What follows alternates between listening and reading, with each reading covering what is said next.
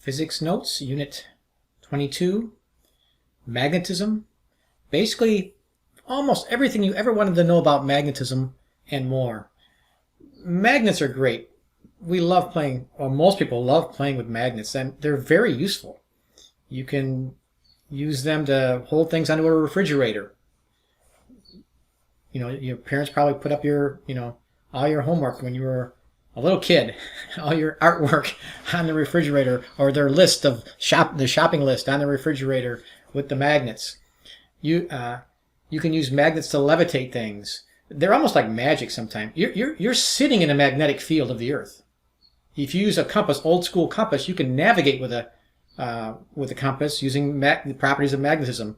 Well, now we use our GPS, so that's kind of gone by the wayside. But if you're stuck out in the wilderness and your phone's not working and you don't have reception, you can still use a little compass needle. They're very cheap to navigate, to get your compass bearings for north and south. So magnets, they're in electric motors. There's all kinds of electric motors in your car to make the windows go up and down and blow air on you. Any fan has magnets in them. Speakers, most speakers have magnets in them. Your phone, your iPad, your computers have magnets in them for various reasons. They're very useful and they're a lot of fun to play with. Anyways, now some properties and some specifics about magnets. Some of these you know, some of these you might not know. So we have what are called magnetic poles, and they're a lot like positive and negative charges for electrostatics. But don't call them positive and negative. A lot of students start calling them, positive pole and negative pole. They're kind of like positive and negative poles, but they're not. There's a north and a south. Okay? Poles never exist in isolation. Unlike electric charges can be isolated. You can have a positive charge by itself with no associated negative charge. But with magnetism, anytime you have a south pole, there's always a south. Well, when there's a south, there's always a north. All right? There's always whenever there's a south, there's a north. When there's a north, there's a south. They never can be by themselves. We'll talk more about that. Actually, there's people who theorize it's possible to get what are called magnetic monopoles. Still a lot of research going on with that, but nobody's been able to prove that yet or come up with it. It's really looking like we can't come up with a monopole. But the basic rules, very similar to electrostatics. Like poles repel, opposites attract. Once again, magnets in some ways are much more fun than charges because you can actually play with magnets. It's really hard to play with like a positive and negative electrostatic charges, but you can play with magnets. I'm sure you have. All right, so magnetic fields, region in space where magnetism is present. The direction of a field is defined in most books, almost every book, from north to south, just to have a convention. We could have defined it the other way, but this is the way that it's used like 99% of the time. Once again, you're sitting in a magnetic field, the Earth's magnetic field. If in the room I'm sitting in, basically the wall I'm looking at right now in front of me is towards the north. So there's a magnetic field pointing that way. And if I put a compass in this room, anywhere in this room, near the floor, near my body, up near the ceiling, up in a corner, anywhere in this room, it's a big room, okay? And it will always point north because the magnetic field of the Earth fills this room. It's invisible once again. It's invisible. It fills the room. It fills outside this room. It fills my whole house. It fills my whole building that I'm in. It fills the air outside. And in the local region I'm at, it's very uniform. Now, if you go back way out in outer space, it's not uniform. We'll draw that in a few minutes here. But in a localized space, it's very uniform and it's just straightforward. Any compass needle in here will point straight towards, well, almost towards the North Pole. It turns out it doesn't line up perfectly with the geographic North Pole. But how do you detect magnetic fields? Well, you can detect magnetic fields with a compass, like I just said. Other ones are famous ones. You might have done this back in grade school or high school. Iron filings. You can take little iron filings, put a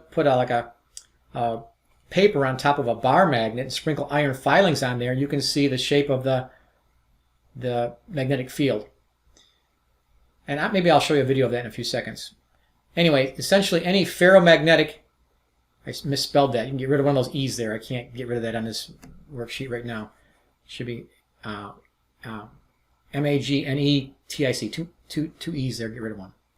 But anyways, some of the best magnetic materials. Ferromagnetic is a term used for materials, and they're mostly metals. Not all metals. In fact, most metals are not magnetic. There's a few, and the most famous one, or the most common one, is iron. Iron is a magnetic material. We call it ferro. Ferro, actually the word ferro means iron. But common materials that are easily magnetized or stay magnetized or show magnetic properties the best: iron, cobalt, nickel. Neodymium is a rare earth metal, and those make for really strong magnets. You might want to make a note of that right here. Some fun, strong magnets. If you want to watch some fun videos, go to YouTube and type in monster magnets. I think Brainiac 75, Brainac 75, or just type in monster magnets or unboxing of monster magnets. And he has these big neodymium magnets, and you got to be really, really careful because they can, if you get your fingers between them, it can pinch and so forth. There's other kind of safety factors you got to be really careful with, especially with neodymiums. The small ones around little kids, if they swallow them, can be problems in people's digestive tracts. So you got to be really careful with those strong neodymium magnets. Sometimes they're shaped like little balls. They're really fun to play with. You just got to be careful with them. And they're somewhat brittle. Most magnets are somewhat brittle, so they crack and splinter pretty easily.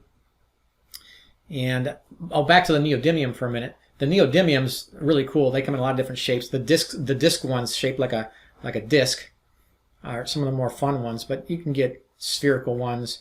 But like I said, they're kind of brittle, and most of those magnets, when they come, they have like a coating on them, and the coating can chip off. But the neodymium magnets, they coat them with like a silver coating. It makes them look kind of pretty, but it chips off pretty easily as well if you're not careful.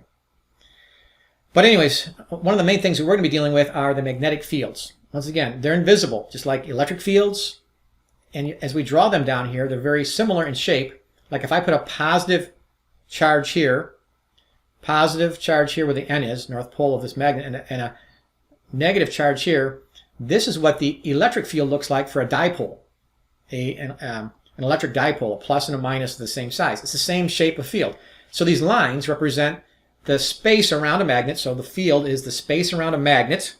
Same definition as the space around electric charges, but here we have magnets, in which the magnetic properties would be present, measurable, and observable. It's the same exact diagram, like I said, for an electric dipole. Now, our convention, like in almost every book, I set it up at the top here, is we're going to draw these lines from north to south. So the arrows, all the arrows on those lines down here point from north to south. And the strongest field here is near the poles. Like at point A, it's stronger because all those lines are closer together. Same rules basically apply, same ideas apply as it did with the electric fields. And it's a weaker field out by B as the lines spread apart. Horseshoe magnets over here. One thing you want to note is you have a really, really strong magnetic field between the two poles right in here, and it's fairly uniform. You might want to put that down because uniform, it's not perfectly uniform, but it's fairly uniform. And we like uniform fields. Uniform fields create uniform forces and then uniform accelerations. We'll apply that in some of the homework problems. And there's all different kinds of shapes of magnets. You can have ring magnets and other combinations, and you can get really intricate shapes from magnetic fields. But these are the two most basic magnetic fields. And in fact, the uniform magnetic field is the one we're most interested in when it comes to problem solving and actually practical applications in devices and so forth. There are a few other practical applications of different shapes, but that's the one that we like to use the most often as we go with some of the problems here in a few minutes. Let me try to show you a little video. So here is a bar magnet with little compass. Once again, you can use compass needles as field detectors. I don't know if this is going to work, so whoopsie. Not working too well there. But you can see the shape of the magnetic field that goes around this magnet.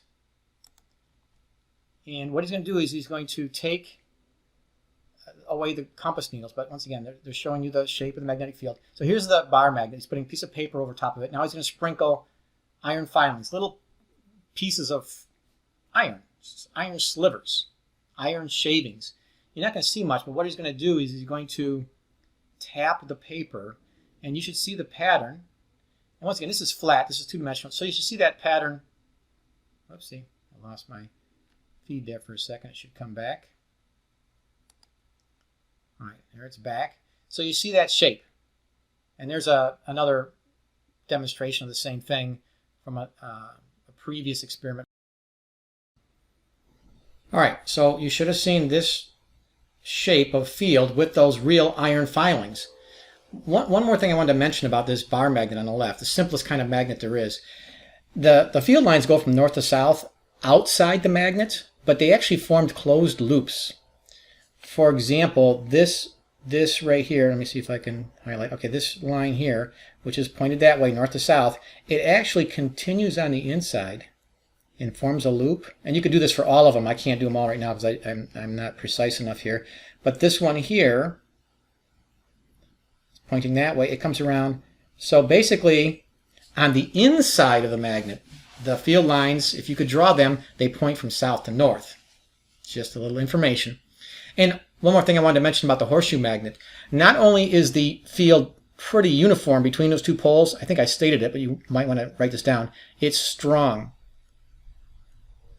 It's a strong, uniform field. And you have a strong field, you can exert strong forces and have strong effects. So that's going to be an important aspect of that type of field. Once again, there's all kinds of different fields.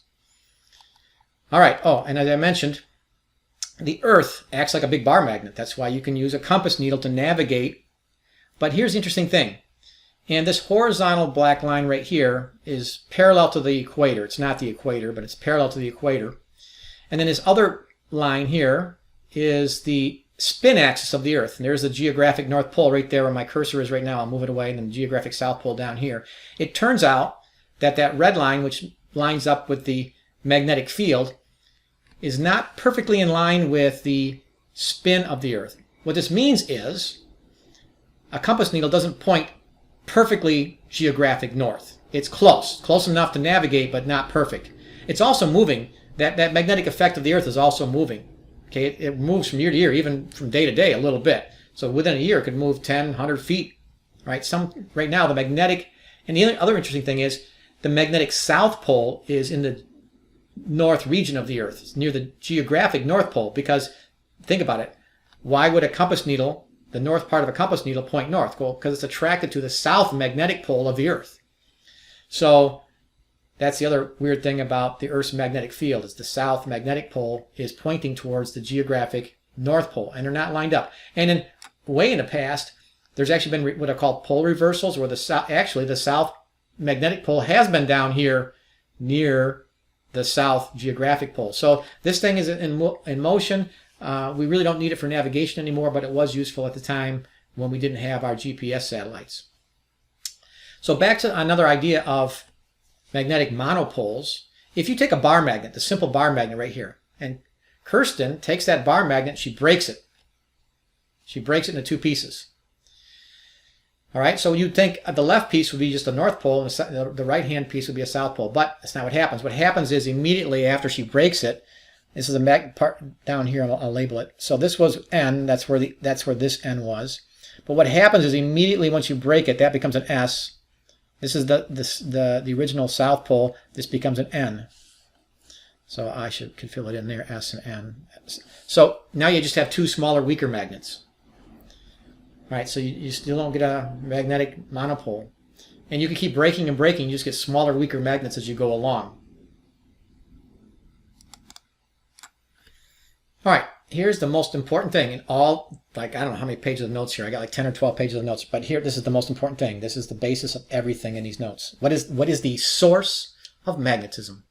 Where does it come from? And it's a little bit mysterious, but at the base level, it comes from the movement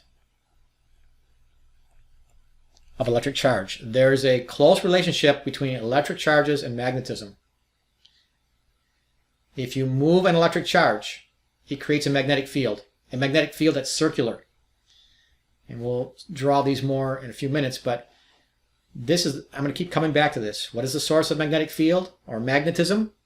The motion of an electric charge. Like if you have an electron just sitting here in front of you, an electron in front of you, it has an electric field that's radially radially inward. We drew that in units, I think, 20. Okay, or 21. So electric charges always have electric fields. But once they start moving, they have the electric field and they have a magnetic field that circles around it. And a circular magnetic field is a little bit more difficult to deal with than a linear one. We'll talk about this. But if you have an electron that's moving, it creates a magnetic field. Now, electrons are always moving. They have two kinds of motion. They're orbiting, and by their orbit, which is a circular orbit, there's a magnetic field that circles around the electron while it's circling the protons. There's a lot of geometry here. But electrons also, not only are they orbiting the nucleus, they're spinning at the same time. It's kind of like, it's similar to how the Earth goes around the sun. It orbits the sun and it spins at the same time. Electrons, because of their spin, they create magnetism. And because of their orbit, they create magnetism. So they have two magnetic fields that are combined. So the electrons essentially always are in motion. They always have a magnetic field associated with that. We'll draw this in a little bit, but it's a circular magnetic field around that electron as it moves through space. Magnetic fields, magnetic field strength, the symbol for magnetic fields and magnetic field strength is the letter B. And they're measured in Teslas.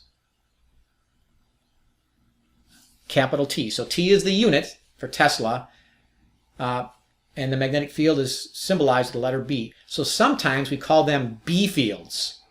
Magnetic fields. You are sitting in a B field right now, the magnetic field of the Earth, for sure, pointing towards the north wall of whatever room you're in.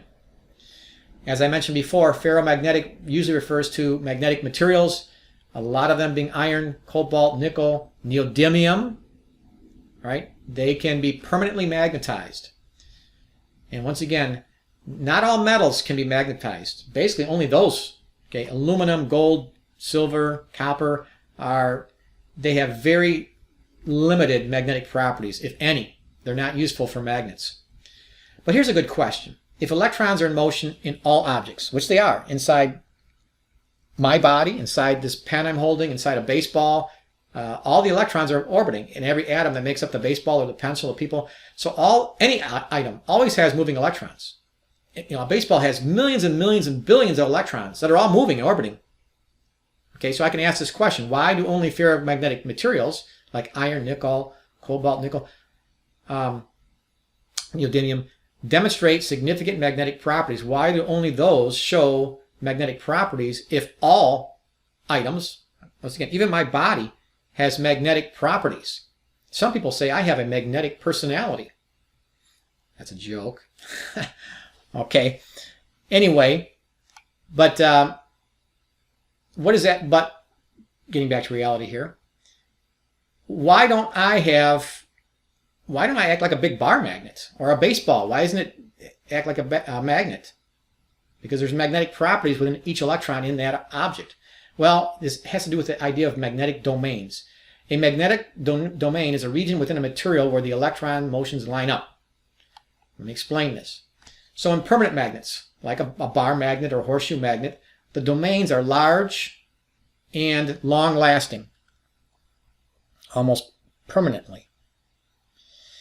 One thing about this, if you heat up or drop a magnet, it weakens it basically. Heating it up and dropping it weakens it because it randomizes the electrons a little bit more, kind of like a non-magnetic material, which I'll explain with these diagrams here in a minute. But let me talk about temporary magnets for a minute. A temporary magnet is where the domains are large and short-lasting. Soft iron can be used for temporary magnets. Let me talk about domains and I'll come back to that. For example, what it represents is kind of like a microscopic view of inside, say, a bar of copper. A bar of copper, or copper wire, copper anything, or a baseball, anything that's not magnetized.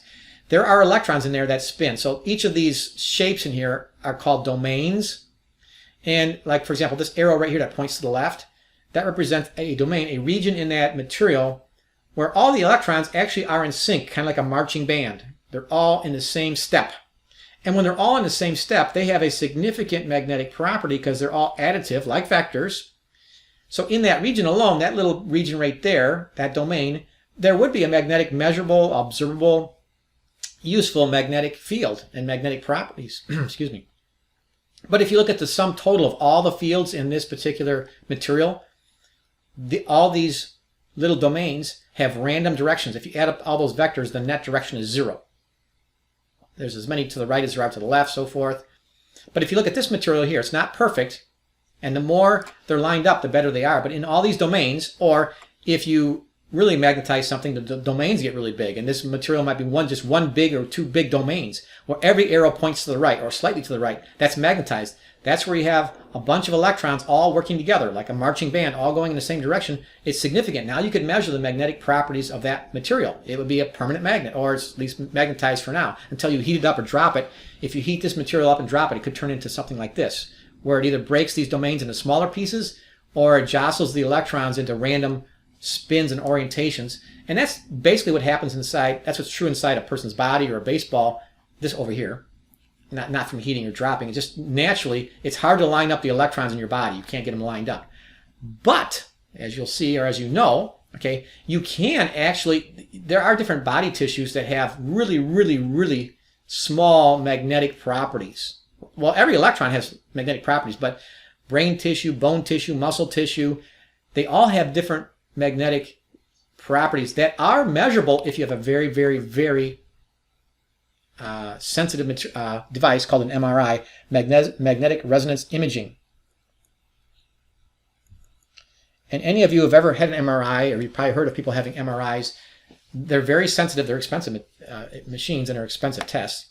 But you have to lay really still. When you get an MRI, you have to lay really still because it's measuring some really, really small magnetic effects of different tissues in your body to figure out if there's a problem, if there's some growth or some issue that you need to take care of. The different magnetic signatures, different magnetic properties will be detected with the MRI. Because even though, for the most part, there's no real significant magnetic properties to your body, there is some very slight signatures or signals from different tissues that can be measured with sensitive materials. So yeah, in a sense, you are magnetized, but you just aren't magnetized enough to stick to a refrigerator like a refrigerator magnet. So back to this idea of temporary magnets or non-magnetic. So in a non-magnetic material, the domains are very small, non-existent, or randomly pointed, like that one on the left here, all the domains, or the domains are much smaller even yet. There's practically no domains. So these things can get smaller or bigger. The bigger they are and the more lined up they are, the more strongly the item is magnetized. Now, let's go back to this temporary magnet thing again. You have what's called soft iron. Now, iron never feels soft when it hits you. But there's different types of iron with different types of other elements mixed in. But what happens is there are some types of iron that can, if you touch them to another magnet, they become induced, they become like this very quickly. They can become like this very quickly if you touch them to like another strong magnet. But then if you drop them, they become like this very quickly. So there are some types of iron, cobalt, nickel, neodymium, that stay like this. Even when you drop them, they'll still stay like this because they're called a harder iron, and they're hard to unmagnetize. They're harder to get magnetized, but once they're magnetized, they pretty much stay magnetized. Oh, and while I'm thinking about it, there are some rocks in the earth. It's called magnetite. So there are some naturally existing rocks in the earth, and that's where magnetism was first discovered. Magnetite, I think there was a city in the Middle East somewhere, or somewhere in Mesopotamia or whatever, where they, I think the city's called, it's called Mesopotamia, or Magnesia, or some city over there. That's where they first found these discovered magnetic properties of rocks that can be used as little compasses and so forth. So they call it magnetite. And so it can be naturally occurring because that rock was magnetized by the Earth's magnetic field. Just as random thought there. But it became magnetized because it was in the presence of the Earth's magnetic field. So once again, you can magnetize something. If it's soft iron, you can magnetize it very quickly, but it can also lose the magnetism just as quickly I'll show you something like that in a video. Let me show you that in a video right now. So I just looked it up before I started this video, but the rock that's found that has magnetic properties is called lodestone, and there's references to it from the city of Magnesia in the Middle East somewhere, from even like a couple hundred years BC. Even in Chinese literature, they talk about lodestone from that same era. Don't quote me on those dates there, but it appears that the magnetic properties of these lodestones, which contains magnetite, which is the specific name for the type of element that's magnetized, is it was magnetized possibly by other means than just by the Earth's magnetic field, but by a lightning strike. You don't need to know the history of all that, but it's just kind of interesting if you want to look it up. But here we go, some interesting demonstrations. Here's a very strong magnet. It's neodymium. It's a large neodymium magnet. Got to be really careful with this. So they're going to show you some kind of fun things here. Hopefully it works. It's going really slow. So what he's done here is he's suspended a couple of apples from a string, and they're going to show you that there's iron in food. I mean, you need iron in your body, especially in blood. You need to have iron in your blood. It's iron deficiency is bad. Some of you have probably studied that. You guys know the properties of blood better than I do probably, but you need iron, and so you get iron from food. And this is going to show you if you have a strong enough magnet here, if it can load. So if you want to see a better version of this, just go to YouTube and plug in 6 experiments with magnets. They're just showing you that if you put the magnet on either side of this apple, it pulls the apple. The apples react to the magnet. So it's gonna start pulling the apple to the right now. It's just that this thing is, for some reason, I have a hard time running these videos while I'm recording myself. All right, next experiment. That's supposed to be the apple again. Okay, it stops the apple. I think it's working right now. Oh, I lose it all the time. Pulling the apple. Yeah, okay. I think you're getting the idea here. All right, so now some coins. Now most coins are not iron. All right, there's some iron coins. Most coins are made non-magnetic, things that will not be magnetized for good reasons. You don't want your coins to be magnetized. But here, they're going to show you, okay, there's that strong neodymium magnet up here. So the magnetic field is very strong below that platform up there. This is not a commercial for Sprite or Levi's, but you can induce, these are soft iron, so they become magnetized very easily by the magnetic field of that strong magnet. You place them in that strong magnetic field, they become induced, they become magnetized. That's called magnetic induction. So there we go. And the magnetic field, they each then can act like little magnets, attracting each other, and there's a little low friction there. So that's kind of a cool demonstration of the transfer of magnetism from one object to the next object. They've been induced, they're soft iron, and if you take them away from the magnetic field, you couldn't see it too well, but they fall apart. He's going to show you how many coins he can stack. Let me pause it. All right, so he's attaching them underneath. So once again, they're each becoming a tiny magnet. Kind of like the little iron filings. They don't line up, but they become magnetized because they're soft iron. And now I can't get the 9th one. Maybe the 9th one will fit, but the 10th one, it's getting weaker with distance because magnetic fields get weaker with distance, and I don't think that one will stick. But because they're soft iron, if you take them off of there, they would fall apart real fast because they don't stay magnetized. When you pull them off of that, he didn't pull them off there. But here we have a soft iron nail, which becomes magnetized by putting this little neodymium magnet on the end of it. Interestingly enough, if you heat up a magnet, this is showing you how it's going to then basically destroy the magnetic properties of that magnet because it's going to ruin the domains inside the magnet. So here we go, heating up that magnet, and the magnet will slowly fall off. It's going to lose its grip because it's going to, and once again, by heating it, loses its properties. You can see it's starting to fall. It's going to fall off of there eventually. And there it goes. And it knocks over the candle. Okay, one more demonstration here, I believe. Oh, now that magnet, even that's been kind of ruined. That neodymium magnet's kind of ruined. All right, one more demonstration here showing you that a matchstick here. Now, and these ones with that red material that's in there, and it's got some kind of iron oxide that's not magnetic before you burn it, but after you burn it, there's a chemical reaction, and now it changes the chemical composition of the materials in that whatever was burnt, and now it becomes magnetized. So before you strike them and burn them, they're not magnetic, but like I say, there's a chemical reaction, and you're going to find out that now there's enough iron in there with a strong magnet that all those match heads, not the wood, now there's, you can look up the chemical reactions, I'm not a chemist, but now there's like iron and carbon that were released and separated, and it attracts the matches. That's kind of a...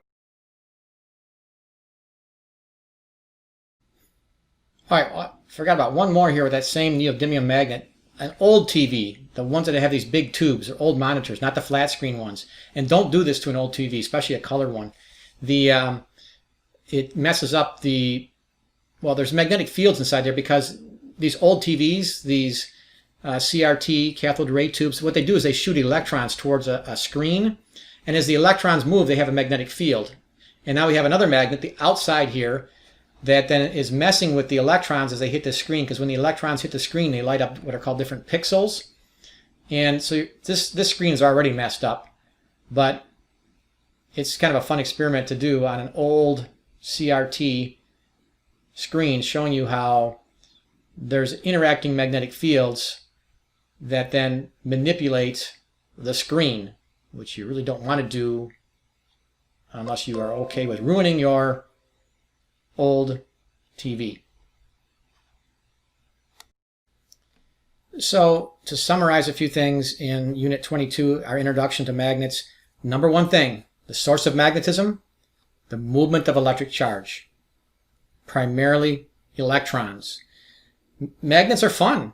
Magnetic fields, you can use them for navigation. They're used in a lot of practical devices, speakers and motors. For train levitation now, for levitating trains, and there's some trains like this in Japan and China, and we're trying to build them here in the United States, where you levitate a train because of magnetic repulsion, and you can reduce the friction, you get a smooth ride, and you can go very fast.